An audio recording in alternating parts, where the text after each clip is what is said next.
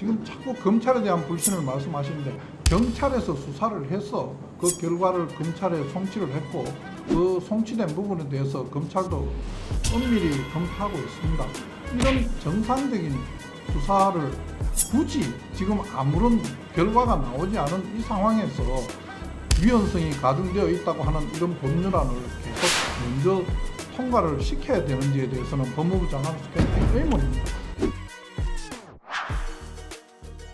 자, 장관님, 예. 이런 말이 있습니다.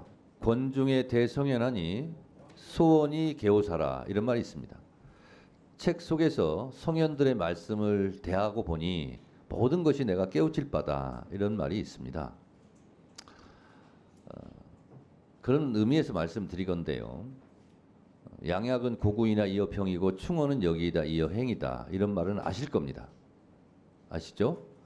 그래서 자고로 옛 개념으로 본다면 충신이라 하면 나에게 위험하지만 임금에게 이로운 말을 함으로써 내가 피해를 보는 겁니다. 그게 충신이고요. 간신은 나에게 이롭고 임금에게는 달콤해서 잘못된 말을 해서 임금에게 해가 되고 나에게 이익이 된다라는 기준으로 충신과 간신을 따졌다고 그럽니다.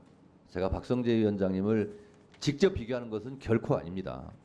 그러나 지금의 국면에서 법무부 장관이 취해야 될 태도는 대통령의 어려움을 조금이라도 덜어주는 입장에서 장관으로서 국무위원으로서 역할을 해야 되지 않겠습니까? 언제까지 여야가 이렇게 팽팽하게 국회에서는 법을 통과시키고 대통령은 거부권을 행사하고 언제까지 이 평행선을 계속해야 되겠습니까? 그런 의미에서 말씀드립니다. 특검에 대해서는 대통령과 김건희 여사에 대한 연루된 의혹이 짙게 들여져 있으니 너무 집착하지 않는 게 좋겠다고 저는 충언을 드리고 대통령께 충언을 드려야 하고 그리고 거부권은 행사하지 마시라고 대통령이 받아들이든 안 받아들이든 저는 건의해야 된다 이렇게 생각을 하고 있습니다. 뭐 제 말이 얼마나 장관님께 귀에 들리겠습니까만 저는 그렇게 생각합니다. 한 말씀 드려도 되겠습니까? 네, 한 말씀 하십시오. 예. 최상병 특검과 관련돼서는 위원장님께서도 잘 아시겠지만 저희들 법률 제도에 사실상 특검과 같은 위치에 있는 공수처에서 지금 수사를 하고 있습니다.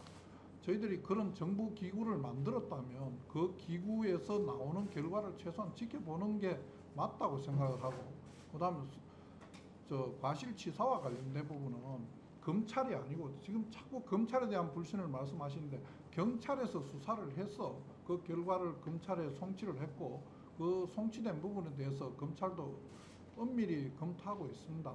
이런 정상적인 수사를 거친 다음에 미진한 점이 있다면 대통령께서도 여러 번 말씀하셨지만은 본인이 이게 미진하다고 하면 특검을 요청하시겠다고 하는 마당인데 굳이 지금 아무런 결과가 나오지 않은 이 상황에서 위헌성이 가중되어 있다고 하는 이런 법률안을 계속 먼저 통과를 시켜야 되는지에 대해서는 법무부 장관으로서 굉장히 의문입니다.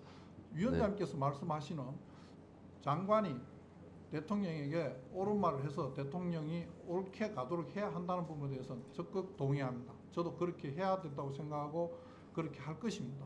근데 제가 염려하는 이 부분도 여기 계시는 위원장님을 비롯한 여러 위원님들께서 함께 좀 고민을 해주시면 감사하겠습니다. 네, 잘 알겠고요.